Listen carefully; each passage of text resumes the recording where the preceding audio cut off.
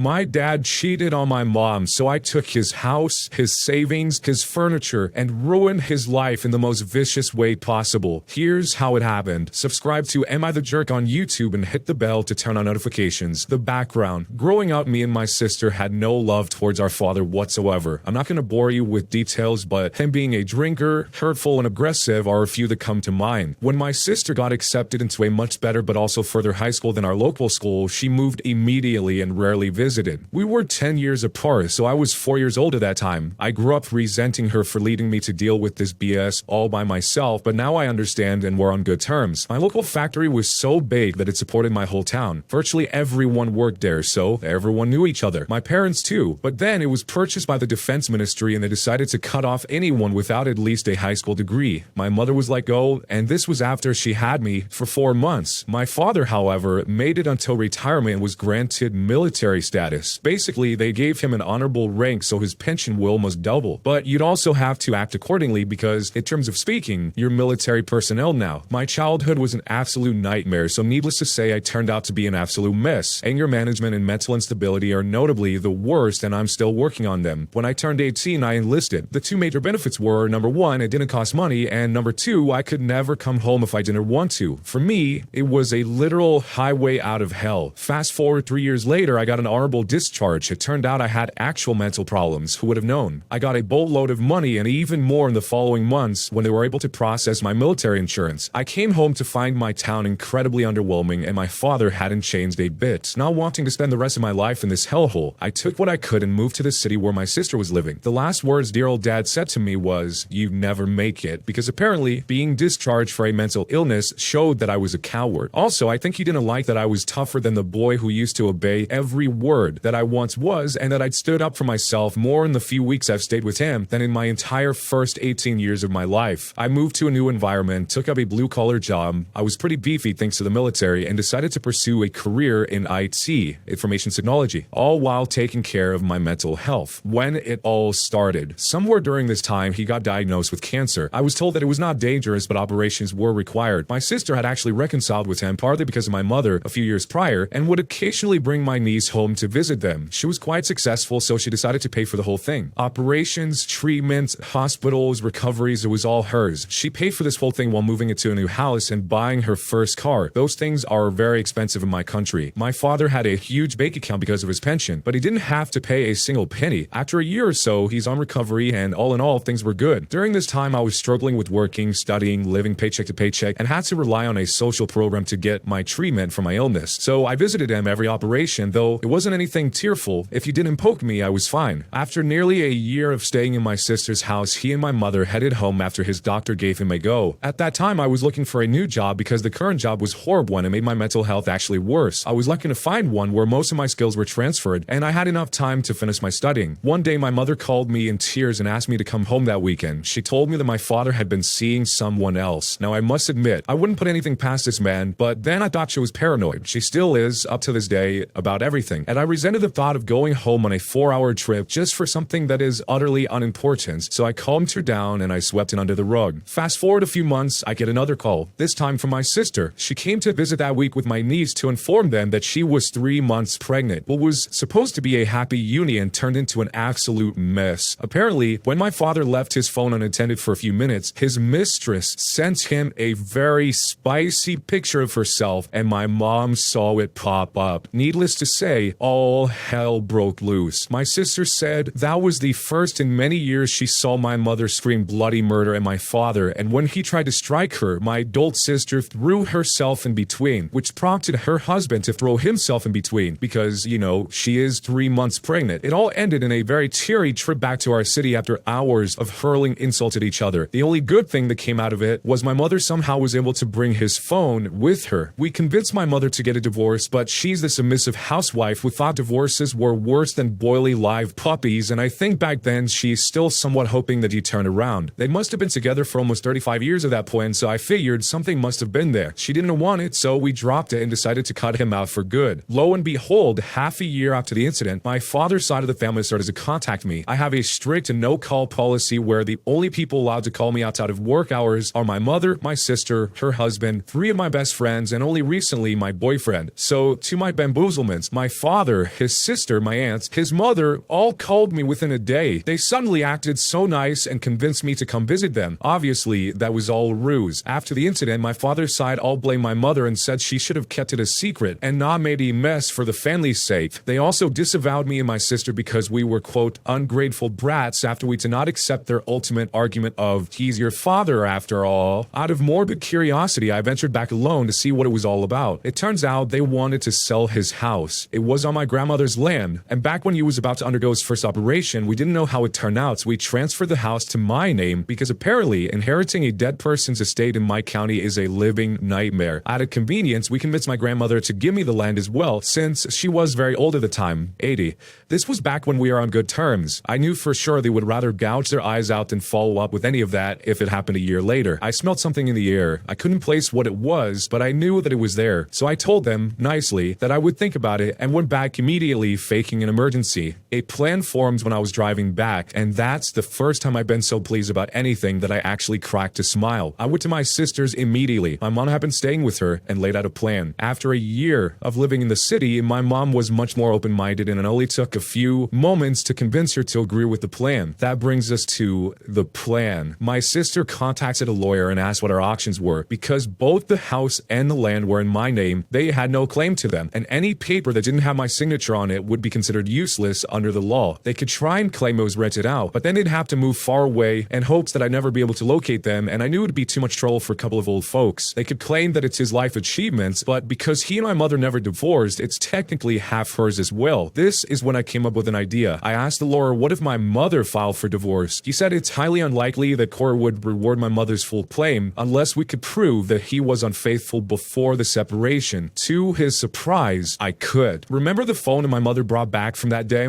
It was smashed during the fighting, but generally still in one piece. She asked me to throw it away a few days after, but I was too lazy to do so and just brought it back to my place and threw it into the loft. Suffice it to say, it provided us with more than enough proof of his indecency, the execution. After weighing our options, I called to inform my father that I would come home the next month to make an announcement. He was eager to hear it. Upon my arrival, they were so nice and sweet and whatnot, but after I introduced my lawyer, it's like they flipped a switch and suddenly became vile and violent. I presented him with two options. Either, number one, relinquish any claim to the house, or number two, be served with a lawsuit. In my country, marital violations are 6-month probation minimum and up to 2 years in prison. After a lot of screaming and name-calling, feet stomping and tantrums, he kicked us out. So, naturally, I assumed he chose the latter. At the first hearing, my mom, me, and my lawyer were present. It turned out to be another screaming contest in which he made up all kinds of lies about my mother. At some point, my lawyer leaned in to tell me that if the officer didn't stop his rantings, it's likely they were buddies, and asked me to let him handle things. The officer told us that this case wasn't a priority. It would take months to process. We wouldn't like the paperwork, and it's best to settle this outside of court. My lawyer politely declined and told my father to expect another hearing soon, under much less friendly circumstances. He tried one more tactic in between, which was calling all the relatives and telling them how my mother was a bee and I was an ungrateful brat, in hope of creating some kind of pressure on us. Very few of them took his side, and even if all of them did, I would have never let him go that easy. In the second hearing, he finally cracked and agreed to my terms to relinquish any claim he might have to the house and divorcing my mom. Basically, the only person who has any claim to the house now is my mother. I agreed to let him keep living in it for the rest of his life though, but not anyone else, aka his mistress, whom he was basically living with. That brings us to the revenge. This was where my work started. First, my sister gathered all the receipts from all the medical buildings she has paid for his treatment. A few of them were missing, but we were able to put up a huge folder. I was also shocked to learn how expensive cancer treatment could be. Not a fan. When we had a general sum of the money, we billed him for it. This is very unethical in my country since children are expected to take care of their parents. We threw that out the window a long time ago. We also knew it was not a criminal case, so we just went to small claims courts and sent in bailiffs to collect, which was just this lady. She went with an I don't care what your excuse is attitude, and when he failed to comply, she sent in the thugs, the police, to start seizing assets. So goodbye to wooden furniture, a 27-inch smart TV, a fridge, and a reclining massage chair. All were bought by my sister as well. He had to pay out of his pocket because that lady insisted. They continued seizing whatever he bought until she saw the money. Although the final amount was half, my mother under the eyes of the law shared half of that for some reason, it still cost him 70% of his savings. Of course, this wasn't about the money. We were just petty. We told the moving company they could do whatever they wanted with the furniture. Looking back, I should have taken the recliner because my back hurts, even though I'm I'm only in my late 20s. After that was done, I contacted the local factory to file a report. Remember the sweet pension he got with the condition that he behaved accordingly? Well, clearly, someone had been a bad boy. They let him go with it, even though it was a small town and everyone knew everything because nobody ever filed a report. But that's not the case anymore. I gave them a very detailed folder with pictures from his phone. To say that they were adult in nature was an understatement. They immediately set up a hearing and he was stripped of his rank, making his pension down to just over half of the original amount. I know this because old folks gossip about their lives depend on it, and my mother is not excluded. She was very happy hearing about that. It's all she talked about for a month. I was about to be done here, but a week later my sister called to tell me that my aunt came to her door to berate her and her children. My sister was working from home. My mom also lived there but had gone out for some reason. My sister just called security to kick her out and warn me that she could go for me next. I was seeing blood, not because of some lame Karen that could cause me inconveniences at most, but because she was screaming at my niece and my nephew. As a gay man, I know full well the bloodline ends with me, so I put all of my love into those little guys to the point that if I had been there, I would have been her head off. So I dug a little and found out that my aunt was knee-deep in debt. She was hoping she could leech some money off of my father, if not from the money he made selling the house, then from his big bank account. Since neither of those were available anymore, she was very angry and she thought that she could lay it on my sister. You want to know what a man can do with determination and raging hatred? I never set up an online social presence, mainly because up until my 18th birthday, I was too poor to have a phone, and in the military told me that it wasn't needed. But for this special occasion, I made an exception. I created a Facebook account and befriended her. I didn't even have to pretend to be anyone, since old people apparently accept friend requests from anyone. She had this vibe where she'd show off her money and vacations and her items like a wealthy person does. From my mother and her trusty gossip circle, I knew that she always told whoever she owed money to that she was struggling, so I figured she must be blocking them. The next part was easy. I just had to sell all of her selfies to everyone that she owed money to. I didn't have to declare myself since I was literally on a throwaway account, so it's just a really long line of messages that showed my aunt spending her money lavishly. For the next few months, she was threatened not with legal actions like I did, but with much more sinister actions. She would have thugs, not the police, throw gifts at her door,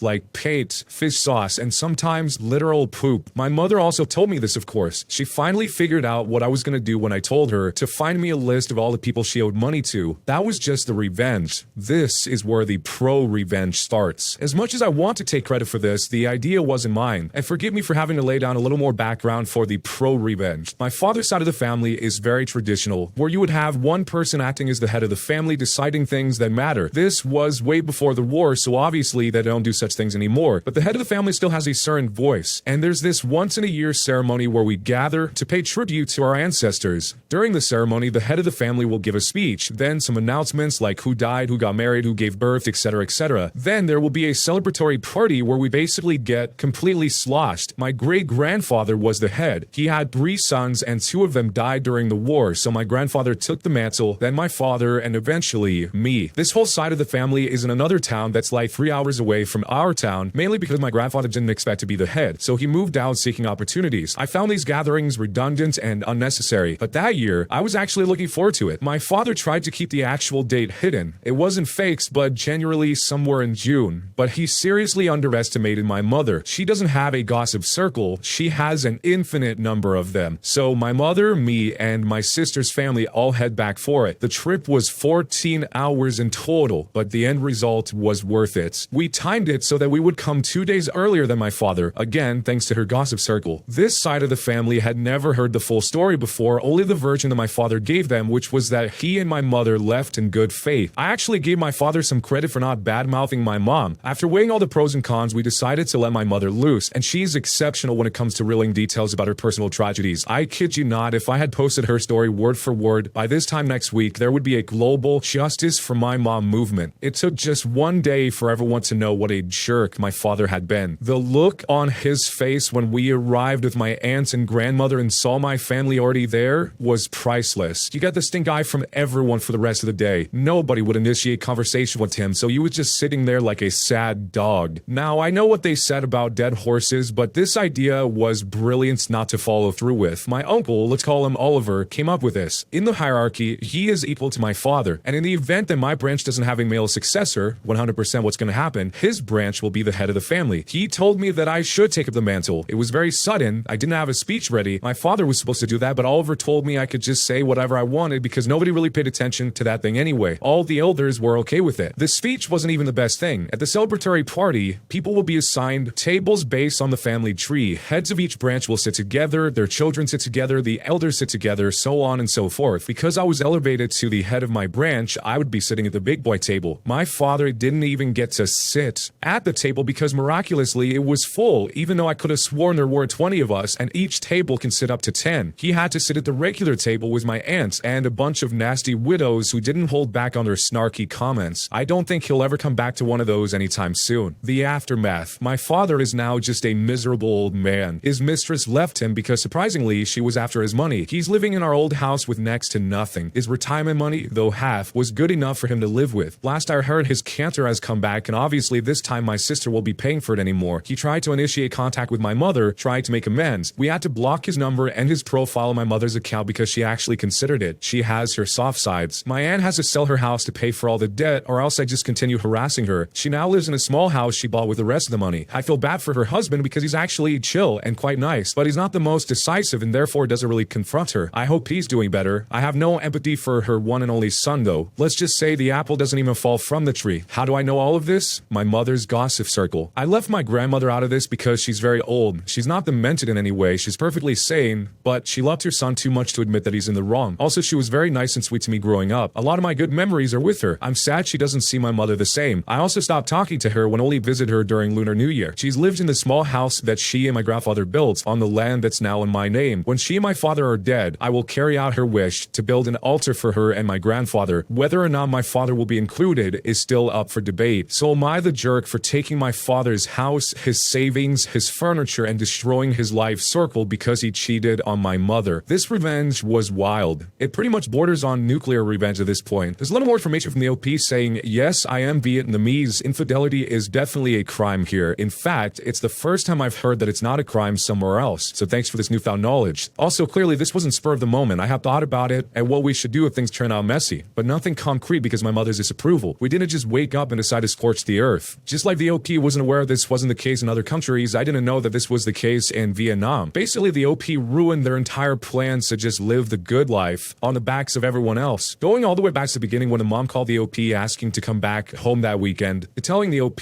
that the father had been seeing someone else, the OP just thought that she was paranoid. But I wonder how this whole thing would have played out if he had gone home at that time, instead of waiting a few months later when the mom saw the picture pop up on the dad's phone. And I also wonder if the dad actually thought that he had true love with the mistress and then was basically smacked in the face when during the aftermath she ended up leaving him because he had no money anymore. He was living in the old house that she couldn't live in, his retirement money was halved, and I guess she just wasn't interested at that point. So some people think that this revenge was going way too far, basically ruining the man's life, and other people think that this wasn't far enough. But how do you see this? Was it justified or not? Jerk or not a jerk, and why? When you subscribe, make sure to hit the bell to turn on notifications. To finish listening to all the stories in this series, use the playlist at the top of the description. And next time you live stream, use the cream of the crop music. Search for Cream of the Stream on Spotify or whatever music platform you use for copyright-free music to use for your stream. It's free, Cream of the Stream. Either way, thanks a lot for listening. We'll see you guys next time.